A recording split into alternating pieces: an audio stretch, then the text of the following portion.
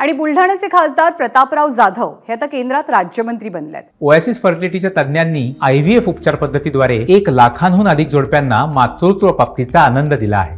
मोफत appointment book करण्यासाठी आजच संपर्क साधा।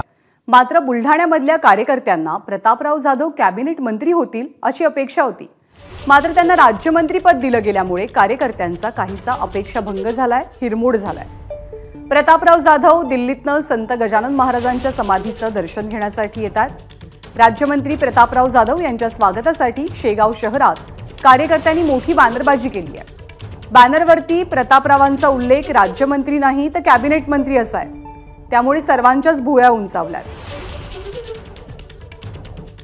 आढावा घेतलेला आहे आमचे प्रतिनिधी डॉक्टर संजय महाजन यांनी।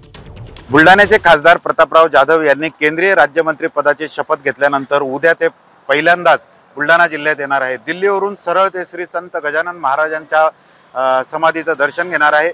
योगायोगाने उद्या गजानन महाराजांची पालखी ही प्रस्थान करणार आहे पंढरपूरसाठी आणि त्यानिमित्त दिल्लीवरून थेट प्रतापराव जाधव हे शेगावात येणार आहे आणि त्यांच्या स्वागतासाठी कार्यकर्त्यांनी या अशा प्रकारचे बॅनर या ठिकाणी लावले आहे। खरं तर कार्यकर्त्यांची जी इच्छा होती की त्यांना कॅबिनेट मंत्रीपद मिळेल, परंतु त्यांना राज्यमंत्रीपद मिळाल्याने एक बॅनर त्यांनी आधीच लावून ठेवलेत आणि त्यामुळे प्रतापराव जाधवांचं असं या ठिकाणी आता शेगावमध्ये स्वागत होणार आहे। शेगावच्या रस्त्यात अशा प्रकारचे हे बॅनर लावण्यात आलेले आहेत।